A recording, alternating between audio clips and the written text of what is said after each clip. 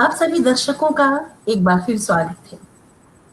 हिंदी नाटककार और उनकी रंग यात्रा श्रृंखला का आज दूसरा दिन है। आज हम प्रताप सहगल साहब को लेकर आपके समक्ष उपस्थित हुए हैं। तो आज की गुफ्तगू होगी प्रताप सर के साथ। प्रताप सहगल साहब, आपका लिटिल थिस्टन के पटल पर स्वागत है। नमस्कार नमस्कार। जी सर। प्रताप सर के साथ अ, वैसे तो अनौपचारिक तौर पर कुछ भी कहने पर मुझे बड़ा बनावटी लगेगा, क्योंकि इनके साथ जिस तरह का एक आत्मीय संबंध बना है, तो उसके बाद अनौपचारिक कुछ भी उनके बारे में बताना लगेगा कि हम कुछ खेल कर रहे हैं। तो मैं बड़े अनौपचारिक तरीके से, मतलब कि एक अच्छे संबंध के नाते मैं प्रताप सर के बारे में आपको पहले थोड़ा सा बताऊं। प्रताप सहगल सर हिंदी साहित्य में नाटककार के रूप में अपनी बहुत बड़ी जगह रखते हैं, बहुत महत्वपूर्ण स्थान रखते हैं। इनका जन्म 10 मई 1945 को हुआ था। अभी पिछले 10 मई को इन्होंने अपने जीवन के 75 वर्ष पूरे किए हैं। सर पहले कवि हुए, कहानियां लिखनी शुरू की, नाटक लिखना शुरू किया और उसके साथ साथ आलोचनाएं। इनके कई कविता संग्रह हैं मौजूद। सवाल अब भी मौजूद है, आदि आग, अंधेरे में देखना, इस तरह से नचिकेतास ओडिसी, छवियां और छवियां, मुक्ति द्वार के सामने, एक दूसरे से अलग अलग अलग होने के बावजूद। इनके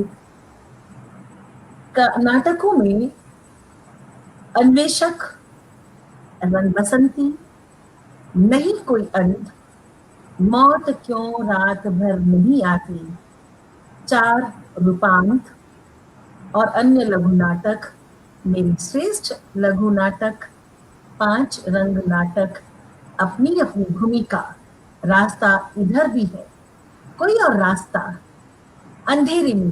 अंधेरे में जो नाटक है वो पीटर शेफर के नाटक ब्लैक कॉमेडी का रूपांतर है। किस्सा 3 गुलाबों का, ये बलगेरियन नाटक का अनुवाद है। छो मंतर बाल नाटक है और 10 बाल नाटक, 2 बाल नाटक, ये पुस्तकें प्रकाशित हैं और उपलब्ध हैं। इनका एक उपन्यास जो बहुत ही चर्चा में रहा, अनहद नाद। इसके अलावा इनका दूसरा उपन्यास है प्रियकांत। इनकी कहानी संग्रह में अब तक, और एक तो बड़ा ही रोमानी नाम है, मछली मछली कितना पानी। इनके जो आलोचनात्मक संग्रह है, समय के सवाल, रंग चिंतन और समय की दिशा। प्रताप साहब का लेखन का जीवन इतना विस्तृत है और उसी के अनुसार इन समय समय पर इन्हें सम्मानित कर हिंदी साहित्य खुद समृद्ध होता रहा है।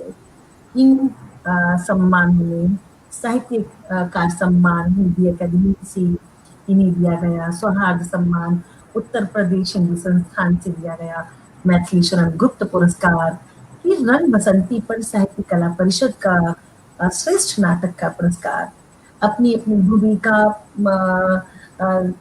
में के लिए शिक्षा मंत्रालय भारत सरकार द्वारा इन्हें पुरस्कृत किया गया। फिर आदिमाग और अनहद नाद के लिए हिंदी अकादमी दिल्ली द्वारा इन्हें पुरस्कृत किया गया, राजभाषा सम्मान भारत सरकार। बाकी लिस्ट बहुत लंबी है। सम्मान हमारे काम की स्वीकृति होती है और कुछ नहीं। और प्रताप साहब का काम इतना, काम का, इनके लेखन का फलक इतना विस्तृत है। लेकिन आज हम एक नाटककार से मुलाकात करने वाले हैं। तो नाटककार जब किसी विषय पर नाटक लिखता है, तो नाटक लिखने से पहले वह एक पाठक होता है, या दर्शक होता है या श्रोता होता है, इसकी जांच पड़ताल भी बड़ी जरूरी हो जाती है। प्रताप सर, आपके साथ हमारा लिटिल क्रिस्पियन का मेरा पहला सवाल यही है कि रंगमंच की तरफ आपका आकर्षण सबसे पहले कब हुआ और कैसे हुआ? उमा जी नमस्कार। जी सर। लोकेंद्र भाई नमस्कार। नाज आलम साहब, बहुत सारे लोग जुड़ रहे हैं धीरे धीरे। जी बहरहाल, सर। असल में कोई भी आदमी जब किसी भी विधा में प्रवेश करता है या किसी भी इलाके में प्रवेश करता है, लेखन में या अभिनय में या किसी और जगहों पर या और कामों में, तो कहीं ना कहीं उसके जो सूत्र हैं अगर आप ढूंढने निकलें तो उसको आपको बचपन में मिलेंगे कि जी जिस तरह से उसकी परवरिश हुई और जिस तरह के लोगों के बीच में वो रहा जी या जिस तरह का उसका एक्सपोजर हुआ लोगों के साथ, वो सब चीज़ें उसके अनुभवों का हिस्सा होते हैं। मैं भी कुछ उन लोगों से कुछ अलग नहीं हूँ, ऐसा कि मैंने कोई अलग से कुछ सोच लिया हो या अलग से कुछ काम कर लिया हो। तो मेरी कोई परवरिश तो मेरे परिवार में ना तो कोई नाटक में था, ना कोई जी। साहित्य में था, लेकिन जिस कॉलोनी में मैं रहता था वो एक मजदूरों की कॉलोनी थी। मेरे पिता एक मेरे पिता एक फैक्ट्री में काम करते थे। वो पेंटर थे, बहुत अच्छे पेंटर थे, और उस नाते हमें मजदूरों की कॉलोनी में मकान मिला था, तो मैं भी वहीं रहता था। अब मजदूरों की ज़िंदगी को मैंने बहुत करीब से देखा ही नहीं, जिया भी है। वहाँ पर ये दिल्ली में एक इलाका है करमपुरा, आपने शायद नाम ना सुना हो, लेकिन दिल्ली वाले लोग जानते होंगे कि ये करमपुरा वहाँ जो इलाका है ये बहुत बाद में बना।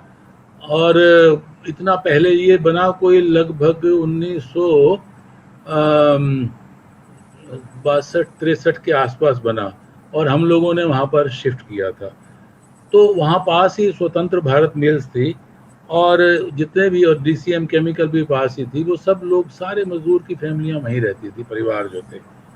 अब वो शाम को मिले तो क्या करें, वहाँ एक कल्याण केंद्र भी था मजदूरों के लिए।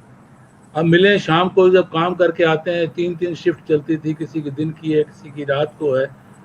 जैसे भी जिसको समय मिलता था वो मिलते थे, लेकिन शाम को मिलने का एक समय होता था। तो मेरा वहाँ आना जाना उन लोगों के साथ हुआ। वहाँ जो मैं आपको बताऊं कि मेरे कुछ, ये पता नहीं क्या है, एक प्रकृति है कि मेरा अपनी उम्र से ज़्यादा लोगों के प्रति आकर्षण ज़्यादा रहा। अच्छा। जो मेरी उम्र से ज़्यादा होते थे, मैं उनके जी। पास ज़्यादा बैठना पसंद करता था, बजाय उन लोगों के जो मेरे हम उम्र होते थे। एक दो अच्छा। लोग होंगे जो मेरे हम उम्र थे, उनके साथ मैं घूम लूँ, नहीं ज़्यादातर मैं पसंद करता था कि जो बड़ी उम्र के लोग हैं मैं उनके पास बैठूं, और वहाँ बैठकर जो अनुभव अर्जित होते थे वो मेरे जीवन का हिस्सा है। तो वहाँ पर एक ड्रामेटिक क्लब बनाई मजदूरों ने, तो मैं भी उसमें सबसे छोटा कलाकार शामिल हो गया। और उन लोगों ने उस ज़माने में स्वतंत्र भारत मिल्स में एक ड्रामेटिक क्लब भी होती थी, और रमेश मेहता के नाटक हुआ करते थे। और अच्छा। रमेश मेहता आप जानते हैं कि वो पारिवारिक और सामाजिक नाटकों के एक तरह से अगुवाई करने वाले नाटककार थे, और उनके नाटक बड़े पॉपुलर थे उस समय, बहुत लोग पसंद करते थे। मैं भी जाता था देखने।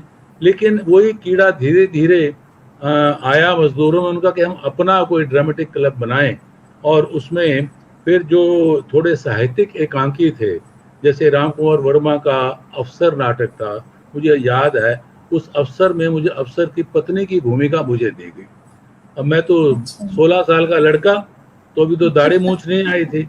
अब उन्होंने मुझे जब कपड़े वपड़े पहना दिए तो मैं बहुत सुंदर लड़की बन गया। तो मुझे लगा कि 2-4 छुरियां भी चल गई लोगों के बीच में। तो ये तो बात की खबरें हैं, और मुझे बड़ी खुशी हुई कि मैं इतना सुंदर हूँ।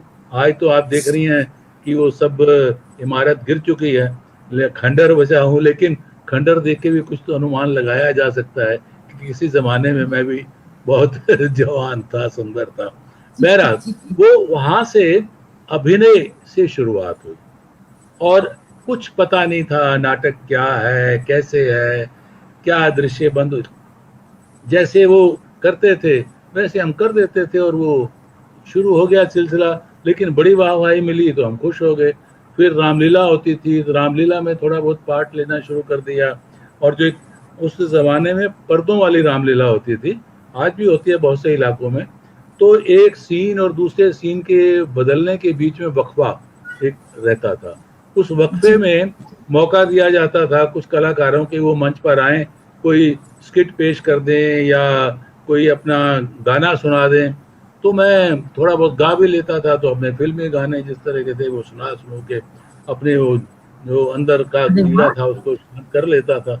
तो इस तरह से ये शुरुआत हुई। फिर स्कूल में, और स्कूल में भी इस तरह का मौका मिला मुझे काम करने का, तो वहाँ से ये सारा सिलसिला शुरू हुआ। लेकिन ज़िंदगी के संघर्षों ने ये सब कुछ भुला दिया। वो ज़िंदगी के संघर्ष इतने तल्ख़ थे, और परिवार को पालना, क्योंकि मेरे पिता एक और हम 7 भाई-बहन, और पिता की भी तबीयत ख़राब हो गई, नौकरी छूट गई वगैरह-वगैरह बहुत। तो हम लोग ऐसे आर्थिक विपन्नता के दौर में थे। तो ऐसे में पढ़ना मेरे लिए मुश्किल था। हायर सेकेंडरी उन दिनों में 11वीं क्लास में ख़त्म हो जाती थी। वो करके पिता ने कहा कि भैया अब तो पैसे कमा के लाओ, परिवार चलाना है। मैं कहता हूँ अब मुझे पढ़ना है, लेकिन वो कहते हैं कि नहीं पैसे कमाओ। तो मजबूरन मुझे 2 साल अपनी पढ़ाई रोकनी पड़ी, और ओह! जो है ये इसमें लग गया नौकरी-वोकरी में, तो सब भूल गया, बिल्कुल भूल गया। लेकिन उसका एक लाभ भी हुआ। उस पढ़ाई की वजह से, कुछ कमाने की वजह से जैसे ही स्थितियाँ सुधरीं, मैंने इवनिंग क्लासेस जॉइन कर ली, बीए किया, एमए किया, और एमए करते ही मैं मतलब अपने 1970 का मैं टॉपर था। अब टॉपर अच्छा, होते 15 जुलाई को मेरा रिजल्ट आया, और 31 जुलाई को मेरे हाथ में अपॉइंटमेंट लेटर था, और क्या बात! पहली पहली अगस्त को मैंने कॉलेज ज्वाइन कर लिया एज लेक्चरर। तो क्या ये बात! एक टर्निंग पॉइंट था मेरी ज़िंदगी का। और हुँ, फिर मेरा एक दोस्त, बहुत थिएटर वाले लोग जानते होंगे, वेद ढींगरा था, वो हमारे कॉलेज में ही था। वो कह रहा है नाटक बड़े, चलो नाटक देखने चलते हैं। असल में मेरा जो टर्निंग पॉइंट आया फिर वो नाटक देखने का, वो अलका जी का एक नाटक था, दांतों की मौत, जी, दांतों जी, डेथ। आपने सुना होगा, जॉर्ज बुखनर का बड़ा अच्छा नाटक है। बहुत चर्चित हाँ, रहा। जब वो नाटक मैंने देखा, उसमें मनोहर सिंह और उत्तरा और जी, ये भगवान का सुरेखा और बड़े हुँ, अच्छे-अच्छे कलाकार सारे थे। तो उस हुँ, नाटक ने मेरा दिमाग बहुत खराब किया, क्या बात और है! इतना खराब किया कि पूरा मेरा पूरी जो मेरी सोच थी, वो फिर नाटकों की ओर मुड़ गई, और जो छूटे हुए रास्ते थे, वो फिर मुझे तलाश करने का एक मौका मुझे सामने नज़र आने लगा, और वो मैंने तलाश करने शुरू कर दिए। तो बहुत सारे नाटक देखे, फिर तो देखे ही देखे, देखता गया, देखता गया, देखता गया। यही था कि नाटक देखो, देखो, देखो, देखो। और उसके बाद वो वे ढींगरा ही था जिसने मुझे एक नाटक ला के दिया, पीटर शेफर का ब्लैक कॉमेडी। कहना ये पढ़ो। मैंने पढ़ा, तो कहना इसका रूपांतर कर पाओगे? मैंने कहा कर लूँगा। और मैंने फिर उसको रूपांतर किया अंधेरे में के नाम से। अब ये चांस की बात है कि रूपांतर करते ही वो छप गया, और छपते ही वो रवि वासवानी के हाथ में पड़ गया, और उसने उसको खेल दिया वहाँ सेंट स्टीफन स्टूडेंट्स के साथ। तो ये एक तरह से फिर स्थितियाँ जो है बदलनी शुरू हुई। अब वो एक सुरक्षित नौकरी तो मिल गई थी, उस तरह का जी, संघर्ष नहीं था, पैसा तो मिलना शुरू हो गया था। और अब मैं अपने जो मेरे दबे हुए जो शौक थे, क्योंकि नाटक मेरा प्रोफेशन नहीं था, प्रोफेशन वो था, ये मेरा मिशन था। तो इसको मैंने एक मिशन के तौर पर लिया, और फिर मैंने पढ़ने का शौक तो था ही, और आगे ये सिलसिला इस तरह से शुरू हुआ। ये मैं आपको थोड़े से सूत्र बताए हैं, आगे बात बढ़ेगी तो फिर कुछ और जी, जोड़ूंगा। जी।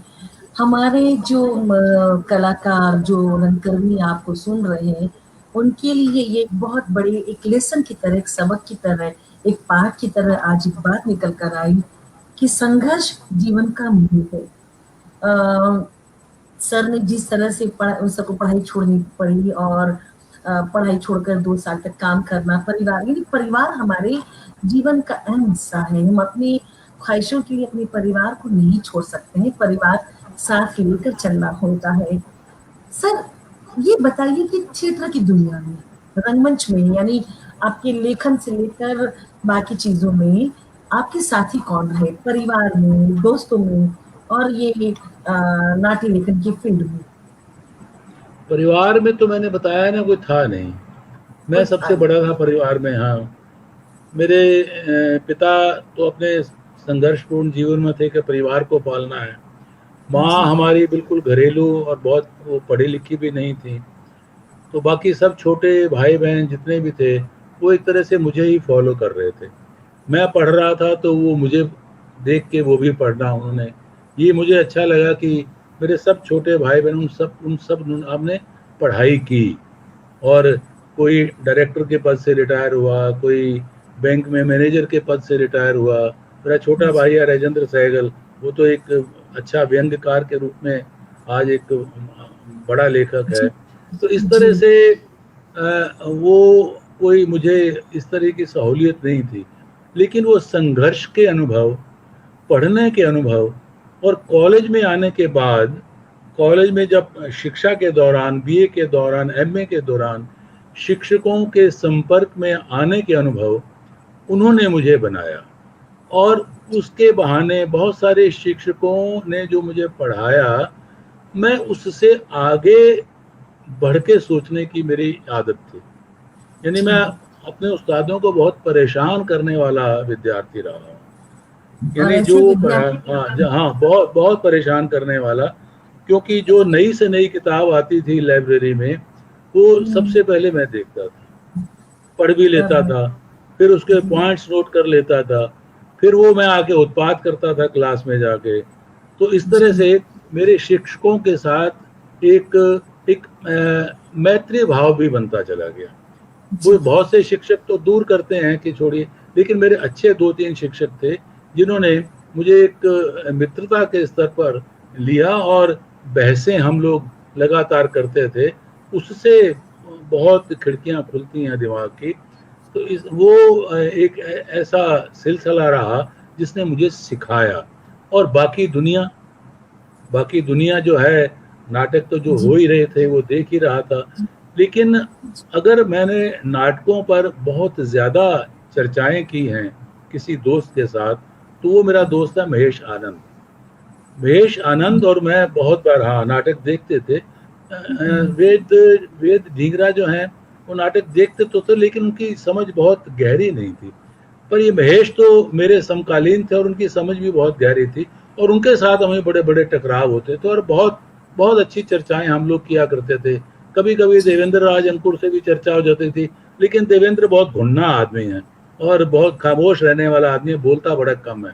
तो इसलिए उससे बहुत खुली चर्चा कभी बहुत कम होती थी। लेकिन ज़्यादा चर्चाएं मेरी महेश से होती थी। और जी, उसके बाद सिलसिला जो चला, तो नाटक लिखता चला गया। कुछ मंचित हुए, कुछ नहीं मंचित हुए। लेकिन जो बहुत चर्चा में आया, वो तो अन्वेषक है बाद में आया। लेकिन उससे पहले जो रंग बसंती नाटक मेरा है 1981 में जो खेला गया, जी, सुभाष सहगल ने किया था, वो भी हमारे यूनिवर्सिटी में ही थे। तो यूनिवर्सिटी के जो स्टूडेंट्स थे, टीचर्स थे, उन्होंने सब ने मिलकर एक छाया नट नाम का ग्रुप बनाया था। तो मेरी जो एक जो समझ लीजिए जो प्रशिक्षण संस्थान थे, जैसे जी, राष्ट्रीय नाट्य विद्यालय है, उनसे मेरा कोई खास संपर्क नहीं था। वहाँ के जो जी, प्रशिक्षित लोग थे, उनमें भी उनसे भी मेरा अगर थोड़ा बहुत संपर्क था, तो केवल रैना से था, एम के रैना से था। क्योंकि जब अच्छा, उन्होंने प्रयोग संस्था बनाई, तो मैं उससे कुछ वक्त के लिए जुड़ा। तो वो एक सीखने का प्रोसेस जो होता है, वो सीखने के प्रोसेस में बहुत सारी चीज़ें सीखी। और मैं जी, आज भी जी, मेरा अगर कोई नाटक होता है, तो मैं हमेशा तैयार रहता हूँ जाकर बैठने के लिए, सीखने के लिए। सीखना एक निरंतर प्रक्रिया है सर, ये आपने बताया था। मैं देख रही हूँ कि लोकेंद्र त्रिवेदी साहब ने लिखा है कि इमारत बुलंद है सर, और बुलंद है, हमारी नहीं बुलंद थी। नहीं है सर, और हमारे कलकत्ता की उर्दू के नाटककार, प्रसिद्ध नाटककार ज़हीर अनवर साहब भी आपको सुन रहे हैं सर। आपके आस-पास के परिवेश के बारे में अच्छी जानकारी मिली, तो अब सर हम ये जानना चाहेंगे कि आपको नाटक लिखने की प्रेरणा कैसे मिली? कहाँ से मिली? नहीं, मुझे तो लिखना था ना, मैं तो लिखता हूँ। मैं तो जैसे पहले कहानियाँ लिखता था, फिर कविताएँ लिखता था, लेकिन जब मैंने नाटक देखने शुरू किए तो वही समझ लीजिए मेरे प्रेरणा स्रोत है। मुझे लगा कि जितना जुड़ाव नाटक का लोगों के साथ होता है या जितनी रीच नाटक की है, उतनी शायद किसी और चीज़ की नहीं हो सकती। हाँ, कविता की रीच है, बशर्ते वो मंच से पढ़ी जाए। अगर मंच जी, से पढ़ी जाए, कि मंच तो खत्म हो गया, मंच पर जो कविताएं पढ़ी जाती हैं वो तो कविताएं कम होती हैं और भड़ेती ज़्यादा जी, होती है, मस्करापन ज़्यादा होता है। लेकिन जी, अगर अच्छी कविताएं मंच पर आएँ तो उनकी भी रीच होती है, वो वक्त हमने देखा है। लाल किले के जी, कवि सम्मेलन भी देखे। लेकिन अगर ज़्यादा रीच है तो नाटक की रीच है, और नाटक की रीच ज़्यादा प्रभावशाली है कविता की अपेक्षा, क्योंकि जी, उसमें एक समग्रता का एहसास है। उसमें जितनी जी, कलाएं हैं उनकी उनके सम उस उन कलाओं के समायोजन का एहसास है। उसके जी, साथ विभिन्न विचारधाराओं और विभिन्न विचारों की टकराहटों का एहसास है। उसमें जी, जो विभिन्न चरित्र हैं, उन चरित्रों की बुनावट की कॉम्प्लेक्सिटीज़ को खोलने और खुलने का जो एहसास है, ये कहाँ मिलेगा? बिल्कुल, ये तो कहीं और मिल नहीं सकता। वो आप पढ़ेंगे भी, अगर मान लीजिए आप पढ़ते हैं और कहानी पढ़ते हैं, उपन्यास पढ़ते हैं, वो आप बना रहे हैं, ठीक है, अपने मानस में जो बना रहे हैं, नाटक पढ़ते हुए अपने मानस में बना रहे हैं। लेकिन जब वही नाटक मंच पर आता है, तो वो ज़्यादा कई डायमेंशंस में खुलता हुआ दिखता है। वो डायमेंशंस कई बार लेखक भी सोचता है कि अच्छा, इसका ये डायमेंशन भी हो सकता था। तो ये एक इतनी शक्तिशाली बात है जिसने मुझे नाटक की ओर आकर्षित किया, और मुझे लगा कि हालांकि मैं और विधाओं में लिखता हूँ, लेकिन मुझे लगता है कि नाटक जैसी विधा और कोई नहीं। सर ये मात्र संयोग है कि विश्व में जितने बड़े नाटककार हुए हैं, कुछ अपवादों को छोड़ दें, तो वो पहले कवि रहे, चाहे हम कालिदास का नाम लें या भवभूति, भास, शेक्सपियर, टैगोर, धर्मवीर भारती, जयशंकर प्रसाद, बहुत लंबी सूची है सर। आप भी कवि हैं, तो क्या हाँ, नाटककार के लिए कवि होना जरूरी होता है? मुझे लगता है नाटककार कवि ही होता है। अगर जी वो कविता बिल्कुल, नहीं लिखता तब भी कवि ही होता है, क्योंकि जी, कविता की सबसे बड़ी खासियत क्या है? कविता की सबसे बड़ी खासियत है ब्रीविटी, संक्षिप्तता में बहुत कुछ कहना, और एक सिंबोलिज्म क्रिएट करना, इमेजेस क्रिएट करना। तो नाटक क्या है? नाटक में भी तो यही है कि आप कम से कम शब्दों में अधिक से अधिक कैसे कह सकते हैं, क्या कह सकते हैं, और आप किस तरह से बिंबों का निर्माण कर सकते हैं। बाकी तो स्टेज पर होता है, मंच पर होता है, लेकिन शब्दों में तो हो। अगर शब्दों में ही बिंबों का निर्माण नहीं होता, या उसमें कोई सिंबोलिज्म कहीं कुछ नहीं आता, बिल्कुल फ्लैट होता है, तो मुझे लगता है नाटक खेलने वालों को भी बहुत मज़ा नहीं आता। वो उस तरह के नाटक होते हैं, बहुत फ्लैट नाटक होते हैं, और वो भी मंचित होते हैं, ये नहीं कि नहीं होते, उनका एक अलग तरह का ऑडियंस होता है। लेकिन मैं समझता हूँ कि मुझे उस तरह के नाटक लिखना ज़्यादा पसंद है जिन नाटकों में एक थॉट प्रोसेस हो, जिन नाटकों में कॉम्प्लेक्स चरित्रों को खोलने का मौका मिले, जिन नाटकों में आप कोई इमेजरी क्रिएट कर सकें, जिन नाटकों में आप कुछ सिंबल्स क्रिएट कर सकें, जो नाटक आपको विचलित कर सकें, जो जब आप नाटक देखें या पढ़ें तो आप कहीं कुछ सोचने के लिए मजबूर हों कि ये ऐसे है या नहीं है, ये संभव है या नहीं है। आप सहमत असहमत कुछ भी हो सकते हैं। अगर नाटक ये सब कुछ नहीं करता तो हैं इस तरह के बहुत नाटक हैं, फ्लैट नाटक होते हैं, आनंद के लिए होते हैं, थोड़ा मनोरंजन होते हैं, हल्के फुल्के नाटक होते हैं, उनकी अपनी एक भूमिका है, मैं ये नहीं कहता नहीं है, क्योंकि वो आपके लिए एक दर्शक वर्ग तैयार करता है, नाटक देखने की जी आदत तो डालता ही है ना।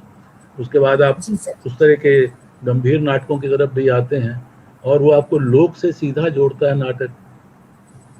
जी जी बिल्कुल सही आपने कहा सर। बतौर लेखक आपने समाज और देश की बदलती हुई प्रवृत्तियों को बड़े करीब से महसूस किया है, अनुभूत किया है सर आपने। तो एक लेखक के रूप में आपने स्वयं को कैसे तैयार किया इन परिस्थितियों में? ये तैयारी असल में बचपन से ही शुरू हो जाती है। जिस तरह से आपको संस्कार मिलते हैं, जिस तरह का आपको परिवेश मिलता है, मुझे जो घर से संस्कार मिले हैं वो आर्य समाजी संस्कार मिले।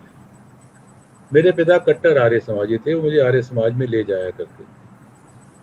अब आर्य समाज का जो मुख्य बिंदु जो मैंने पकड़ा, जो मेरी समझ में आया, और मैंने सत्यार्थ प्रकाश स्वामी दयानंद का बहुत पहले पढ़ लिया था, 8वीं 9वीं क्लास में पढ़ लिया था। तो उसमें जो तर्क करने की क्षमता है, वो आपको बार बार ये कहते हैं कि अगर आपको हम जो कह रहे हैं, जो या आपको शास्त्र के हवाले से कह रहे हैं, आप उसे आंख बंद करके मत मानिए, आप अंधविश्वासी मत बनिए, आप परखिए, आप तार्किक दृष्टि से उसको तौलिए कि वो उचित है या नहीं है, सही है या नहीं।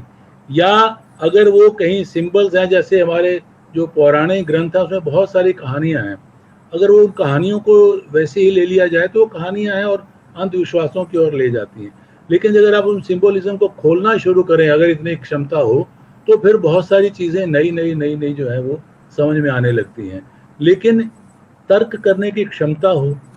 अब आगे जब मैं इसी चीज़ को मैंने सीखा, और तर्क करते करते करते करते एक दिन मैंने आर्य समाज को भी रिजेक्ट कर दिया कि ये मेरे काम की चीज़ नहीं है, मैं उससे आगे बढ़ा। तो आगे बढ़ना, एक चीज़ से जब आप कुछ एक स्थिति में खड़े हैं, तो उस स्थिति में खड़े रहेंगे, आप खड़े रहेंगे तो वहीं खड़े रहेंगे। आप खड़े रहते हैं, दुनिया भर खड़ी रहती है, लेकिन यू हैव टू जी आउट ग्रो। अगर आप आउट ग्रो नहीं कर सकते तो आप फिर बहुत अच्छे, बहुत बड़े लेखक नहीं हो सकते। You have to outgrow. आप जो अब तक लिखा गया है उसको भी आपने आउट ग्रो करना है। जो आपने आज तक पढ़ा है या जो आपको आज तक पढ़ाया गया है उसको भी आउट ग्रो करना है। तो ये बात मेरी समझ में आ गई। तो I try to outgrow those things. अब वो कितना कर पाया हूँ ये मेरे लिए तो संभव नहीं है कि मैं उस पर टिप्पणी करूँ, लेकिन मेरी कोशिश यही रही है कि मैं उन चीज़ों को आउट ग्रो करूँ। और आउट ग्रो करने के बाद अब जो मैं लिखता हूँ, फिर जो समझ एक पैदा हो जाती है, विजन बन जाता है। तो अब मैं किसी विचारधारा के चक्कर में नहीं फंसता। विचारधाराएं मेरे लिए सिर्फ खाद हैं, और मैं ये मानता हूँ कि जीवन जो है वो किसी भी विचारधारा से बड़ा होता है। कोई बहुत विचारधारा सुंदर। जीवन को नहीं बांध सकती, और जीवन की जो कॉम्प्लेक्सिटीज हैं वो किसी विचारधारा आपको एक दृष्टि जरूर देती है, समझ देती है। लेकिन अगर आप उसमें कैद हो गए और आप उसके गुलाम हो गए, तो आप फिर उसको आउट ग्रो नहीं कर सकते। तो लेखकीय बहुत दायित्व मुझे लगता है कि ये है कि आप उनको आउट ग्रो कीजिए, उन विचारधाराओं को भी प्रश्नांकित कीजिए और आगे जी बढ़िए। ये बहुत बेचैनी तो सुंदर। बड़ी चीज है। अगर ये लेख की ये बेचैनी नहीं है तो आप लिखेंगे क्या? आप नहीं लिख सकते। वो आप पृष्ठ पेषण करेंगे, घिसा हुआ लिखते लिखते चले जाएंगे। तो अब बार बार आपको सोचना है कि मैंने जो अब तक लिखा है वो तो मैंने ये लिखा, अब तो उससे आगे आगे आगे आगे। जी जी जी। अच्छा, बहुत सुंदर बात कही आज। मैं अपनी व्यक्तिगत बात कहूँ तो आज एक बड़ी अच्छी सीख मिली कि आपको किसी भी विचारधारा से बढ़कर नहीं रहना है। निरंतर आपकी यात्रा, आपकी दृष्टिकोण को विकसित करें, आपको आगे बढ़ते जाना। बहुत अच्छी बात कही सर। सर तो हम जानना चाहेंगे कि आपकी इसी बात को आगे बढ़ाते हुए कि आपके नाटक लिखने की प्रक्रिया, उसका प्रोसेस क्या है सर? ये प्रोसेस असल में हर नाटक अपने लिए कुछ अलग प्रोसेस लेके आता। जैसे मान लीजिए आप मोटा मोटा अगर आप करें तो कुछ ऐसे नाटक हैं जो अपना जो सामग्री है, जो वो इतिहास से उठाते हैं। कुछ नाटक अपने लोक कथाओं से उठाते हैं, कुछ नाटक पौराणिक कथाओं से उठाते हैं, और कुछ नाटक जो हैं बिल्कुल अपने समकालीन परिवेश से या जो आपके अपने अनुभव हैं वो उनसे उठाते हैं। तो हर नाटक को लिखते हुए जो है वो तरीका बदल जाता है, भाषा बदल जाती है। क्योंकि मान लीजिए मुझे एक ऐसा नाटक लिखना है जिसमें कि जिसकी जड़ें इतिहास में हैं, या जिसके पात्र मैं इतिहास से ले रहा हूँ, तो मुझे उस इतिहास में जाना है और मैं उस इतिहास में जाता हूँ। मैं एक बिल्कुल मोटा उदाहरण देके समझाता हूँ। जैसे मैंने 2 नाटक ऐसे हैं, रंग बसंती और अन्वेषक। दोनों नाटकों के सूत्र जो हैं वो इतिहास में हैं। भगत सिंह के बारे में सब जानते हैं, लेकिन आर्यभट्ट के बारे में बहुत कम लोग जानते थे। ये नाटक आने और मंचित होने के बाद बहुत लोग जानने लगे। तो एक तो ये लेखन की मैं मानता हूँ बड़ी कामयाबी होती है।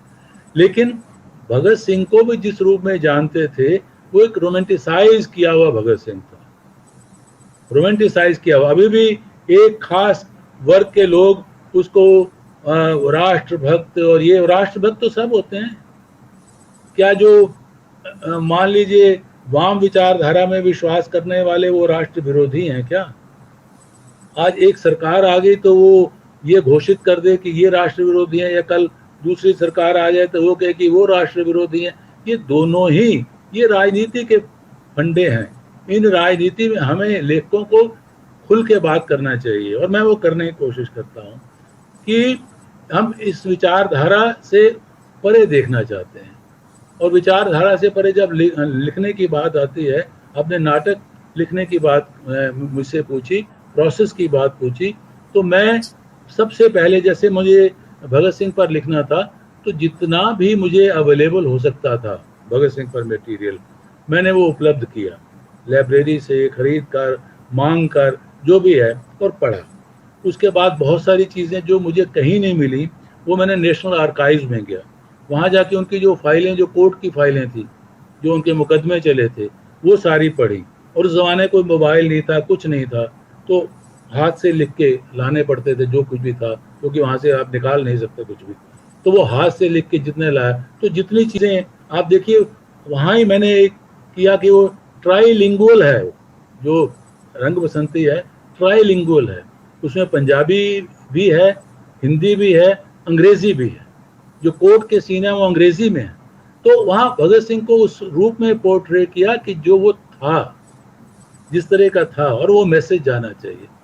इसी तरह से जो आर्यभट्ट था, आर्यभट्ट के बारे में कोई जानकारी ही नहीं थी लोगों को, केवल आर्यभट्टीय उसकी किताब थी जो मुझे मिली नेशनल गांव से, साइंस एकेडमी से, नेशनल साइंस एकेडमी से, वो पढ़ी। उसके बाद जो लोग अवेलेबल थे, गुणाकर मूले उन दिनों जीवित थे, उनके पास गया, उनके पास बैठा, बातें की। ललित शुक्ल थे, उनसे बातें की। जो जो जहाँ जहाँ से मुझे जानकारियाँ मिलती थी मैं जुटाता गया, और तब भी एक खाका नहीं बन रहा था। तो मुझे एक ऐसा नाटक है जो मुझे लिख के, क्योंकि भगत सिंह के बारे में बहुत सारी जानकारियाँ उपलब्ध थी, केवल उनका समायोजन करने का और अपनी दृष्टि देने का प्रश्न था। लेकिन आर्यभट्ट के बेस पर जो अन्वेषक लिखा, उसमें मेरे पास जानकारियाँ नहीं थी, किसी के पास भी नहीं थी। तो वहाँ मेरी कल्पनाशीलता है, वहाँ एक लेखक की कल्पनाशीलता काम आती है। आप देखेंगे कि उसमें आर्य अन्वेषक में केवल आर्यभट्ट और बुद्धगुप्त ही ऐसे पात्र हैं जो इतिहास सम्मत पात्र हैं। शेष सभी पात्र जो हैं वो काल्पनिक है। चिंतामणि, चूड़ामणि, तो उनकी जो कॉम्प्लेक्सिटीज हैं, उनके जो वेस्टेड इंटरेस्ट हैं, उनके जो द्वंद्व हैं, उनके जो काम करने के तरीके हैं, जो अंधविश्वास हैं समाज के, तो मुझे बहुत अवसर मिला अपनी बातें कहने का उस नाटक में।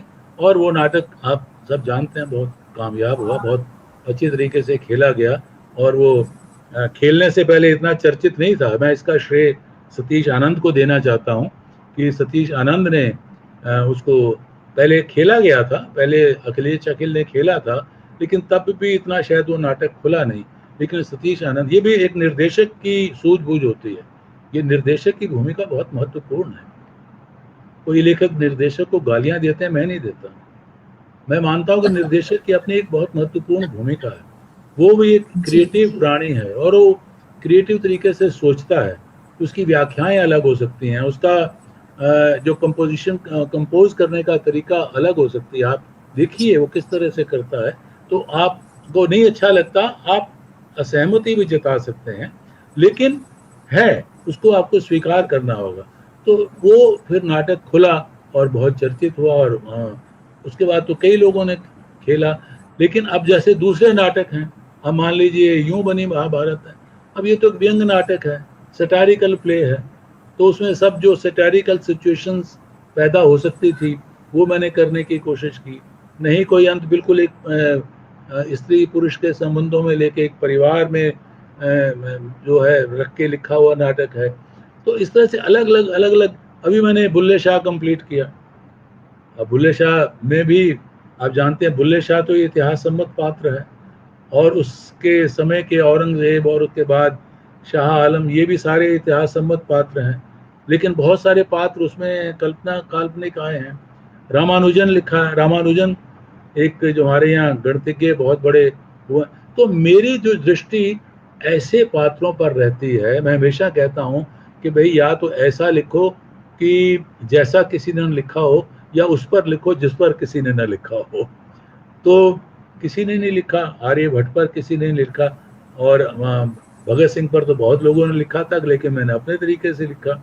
और इस पर रामानुजन पर किसी ने नहीं लिखा, तो मैंने उसमें बुल्ले शाह पर मुझे हिंदी में कोई नाटक नहीं दिखा, पंजाबी में है लेकिन हिंदी में कोई नाटक नहीं दिखा। तो इस तरह से मेरी यही कोशिश रहती है कि ऐसे पात्रों को जहाँ जो मेरे कहीं सोच के करीब हों, या वो मेरी सोच को बदल के रख दें। मैं ऐसे पात्रों का भी स्वागत करूंगा कि जो मेरी सोच को बदल दें, तो मैं तब उनके प्रति आकर्षित होता हूं और उस पर लिखने बैठता हूं। अब ये तो सिर्फ तैयारी है, ये तो सिर्फ नाटक लिखने की तैयारी है, पढ़ना, नोट्स लेना, एक कोई हल्की सी स्टोरी लाइन तैयार करना। असली प्रोसेस तो फिर उसके बाद शुरू होता है, उसका सीन डिवीजन करना, उसके पात्रों को लाना, पात्रों के जो कॉम्प्लेक्स सिचुएशंस हैं उनके बारे में कुछ सूत्र निकालना, उनकी भाषा पर काम करना, संवादों पर काम करना, उनको एक चरित्र देना। यानी कोई अगर एक पात्र है, उसको कोई करेक्टर में, पात्र तो है लेकिन वो चरित्र बन रहा है कि नहीं बन रहा है, तो ये देखना।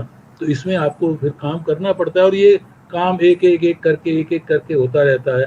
ये उस तरह से का काम नहीं है कि जैसे आप कहानी लिखने बैठते हैं या उपन्यास लिखने बैठते हैं तो लिखते चले जाते हैं, क्योंकि आपको वहाँ पर मौका मिलता है, आप अपने मन की बात खोलते चले जाते हैं। आप नैरेटिव जो आपका होता है, उस नैरेटिव को आप शब्दों में लिख रहे हैं, और जो नाटक है उसका नैरेटिव संवादों से ज्यादा उसकी स्पेसेस में आता है, उसकी साइलेंसेस में आता है, उसकी इंटरप्रिटेशन में आता है। तो ये फर्क है दूसरी गद्य विधाओं में और नाटक में। जी सर, ये हमारा सौभाग्य सर कि कलकत्ता में आपकी यात्रा के दौरान हमें आपके ही द्वारा आपके नाटक का पाठ सुनने का अवसर मिला। अन्वेषक का पाठ हम सब ने सुना था और सारे लोगों ने इसे बहुत पसंद भी किया था सर। अभी आपने सर स्पेस की बात की, और ये बड़ा अच्छा सुखद सहयोग चल रहा है आपके साथ की बातचीत में कि आपके बोलने पर प्रश्न अपने आप बन रहे हैं। अभी एक प्रश्न मेरे दिमाग में ये आया जब आपने स्पेस की बात कही कि थिएटर जो है रंगमंच स्पेस मांगता है। दरअसल हर व्यक्ति की ख्वाहिश होती है कि उसे अपना स्पेस मिले, लेखन भी स्पेस मांगता है जैसा कि आपने बताया। तो ये बताइए सर कि आपके नाटकों के किरदार आपसे अपना स्पेस ले लेते हैं या आप देते हैं? नहीं, पहले शुरुआत में तो मैं सोचता हूँ मैं ही कर रहा हूँ। अच्छा। हाँ, मैं ही लिख रहा हूँ जी। और मैं लिखता हूँ। लेकिन ये कहना बड़ा मुश्किल है वो कौन सा मोमेंट होता है कि वो जो चरित्र है अपने आप को लिखना शुरू कर देता है। ये एक ऐसा मुश्किल सवाल है जिसका मुझे नहीं लगता किसी लेखक के पास कोई जवाब होगा। और वो लिखता चला जाता है, लिखता चला जाता है, और फिर अचानक आपको लगता है अरे ऐसा तो मैंने सोचा नहीं था, ये कैसे हो गया। तो फिर आप उसको स्वीकार भी कर सकते हैं, रिजेक्ट भी कर सकते हैं। ये लेखक की अपनी समझ है, सोच है और उसकी इच्छा है। लेकिन ऐसा होता है कि जो चरित्र हैं वो अपने आप को ही खोलने लग जाते हैं, अपने आप ही खुलने लग जाते हैं, और जब एक दूसरे के सामने खड़े होते हैं। क्योंकि ये है क्या, मतलब चरित्र है क्या, देखिए नाटक है क्या। नाटक में यही तो है ना कि उसमें 2 3 4 कैरेक्टर्स हैं, एक दूसरे के सामने खड़े हैं, बात कर रहे हैं। क्या बात कर रहे हैं?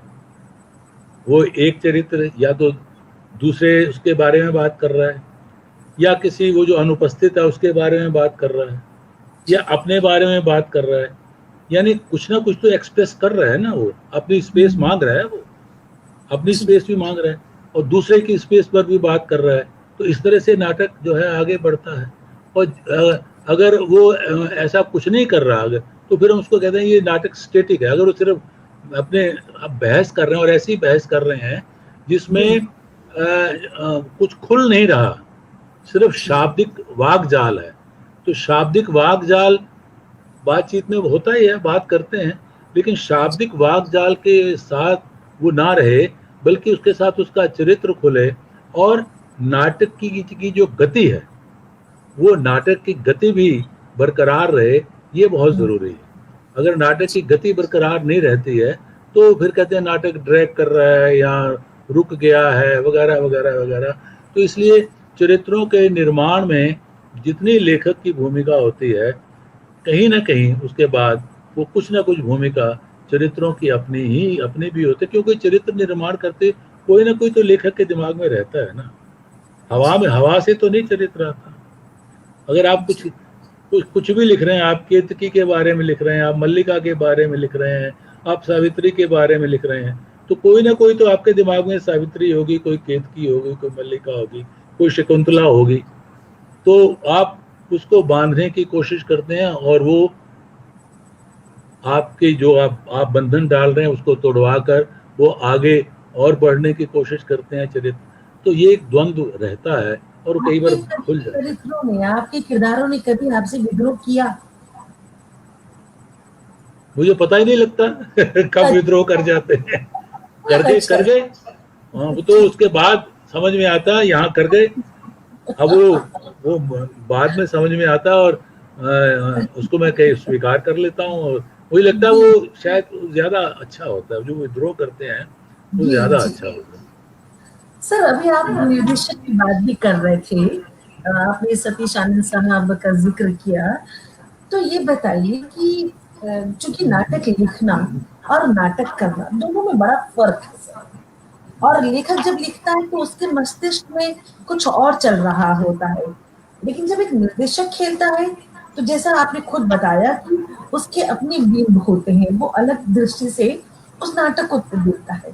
क्या कभी ऐसा हुआ आपके साथ कि आपके आपका जो यानी आप जो लेखक हैं, आपके और निर्देशक के बीच में कभी विचारों की टकराहट हुई हो? नहीं, टकराहट ज्यादा नहीं, लेकिन मैं कहूँगा कि ऐसा हर बार हुआ।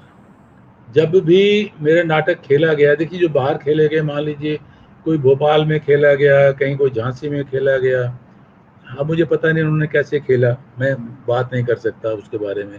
लेकिन मान लीजिए दिल्ली में खेला जा रहा है या ग्वालियर में, तो मुझे कई जगह बुला भी लेते हैं।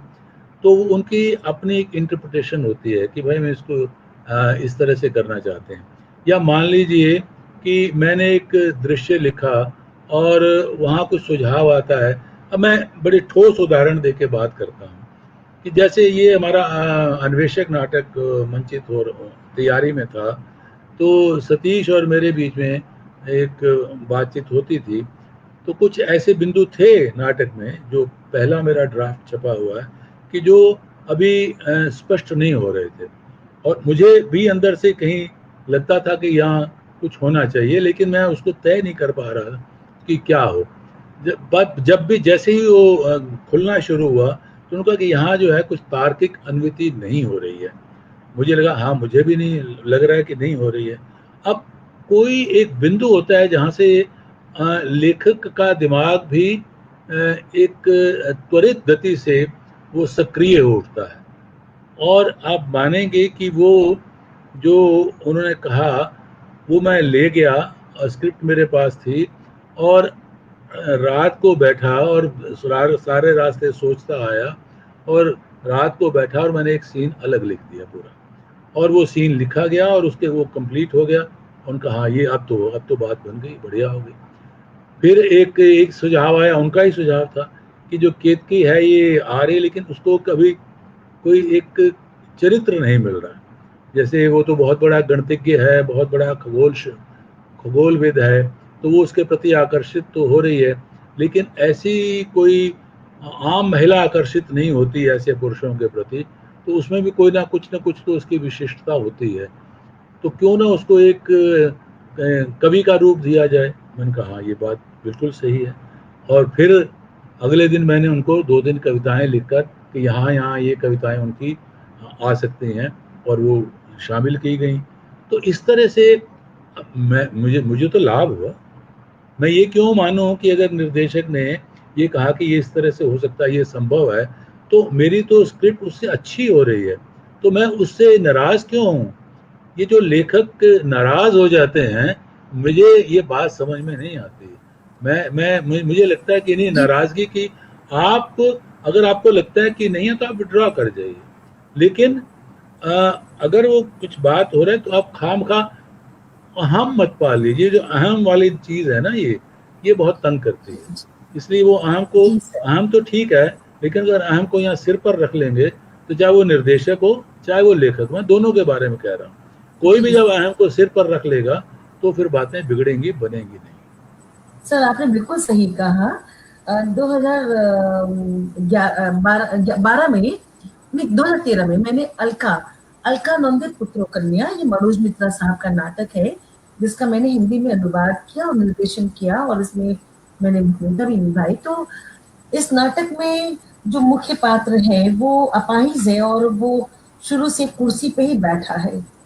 तो नाटक को पढ़ने के दौरान मेरे दिमाग में आया कि ये वो नाटक में जिक्र है कि वो एक बार गंगा में गिर गया और अपाहिज हुआ।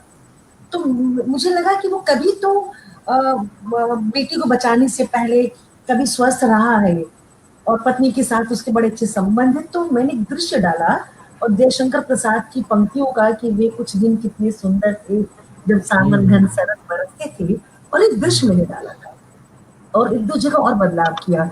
तो आए थे मनोज दा देखने आए जब नाटक, तो वो बहुत खुश हुए, और उन्होंने कहा कि उमा, बंगला में उन्होंने मंच से ये बात कही कि मैं तो ये समझ ही नहीं पा रहा हूँ कि मेरा लिखा नाटक है, तुमने अद्भुत प्रस्तुति दी है, और इसमें ये जो कविता की पंक्ति तुमने जयशंकर प्रसाद की डाली है, इस नाटक को अद्भुत बना दिया है।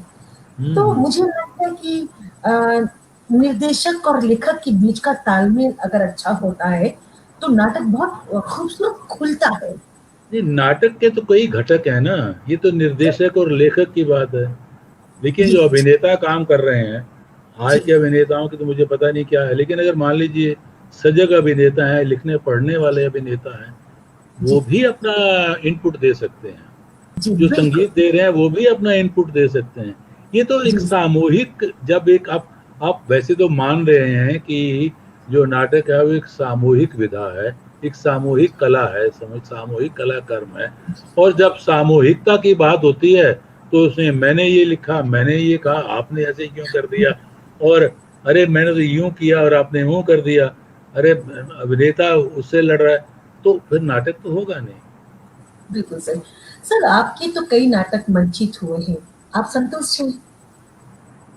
नहीं, बहुत सारे नाटकों से संतुष्ट नहीं हूँ। नहीं। मैं तो अपने लेखन से ही संतुष्ट नहीं हूँ, नाटकों की तो छोड़िए। मैं तो अच्छा कहता हूँ अच्छा। अभी और इससे अभी मुझे अभी अभी मुझे कुछ और मैं अपने आप को कहता हूँ मैं एक बड़ी बेचैन रूह हूँ।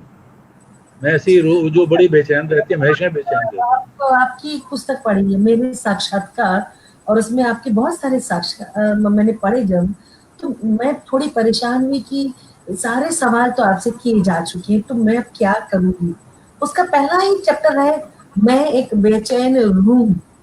और हाँ। मुझे बहुत आकर्षक लगा ये। तो लगा कि हाँ, आपकी बेचैनी और आपका लेखक, आपके अंदर का जो लेखक है वो इसीलिए कितना कुछ नया दे पाता है, इसीलिए वो हम नया कुछ पाते हैं सर। सर, इसी नएपन पर मैं आपसे एक सवाल ये कर रही हूँ कि ये जो नई शताब्दी है, 2001 से जो शुरू हुई और अब तक 2020 तक, यानी इन 2 दशकों में निसंदेह नए नाटक लिखे गए हैं, निसंदेह लिखे गए हैं। जबकि अक्सर लोग कह देते हैं कि भाई नाटक नहीं लिखे जा रहे, मौलिक नाटक नहीं लिखे जा रहे, लेकिन मेरा मानना है कि शायद वो लोगों तक उसकी पहुंच नहीं है। क्या आपको भी लगता है कि नए नाटक नहीं लिखे जा रहे? नहीं, मैं नहीं मानता इस बात को।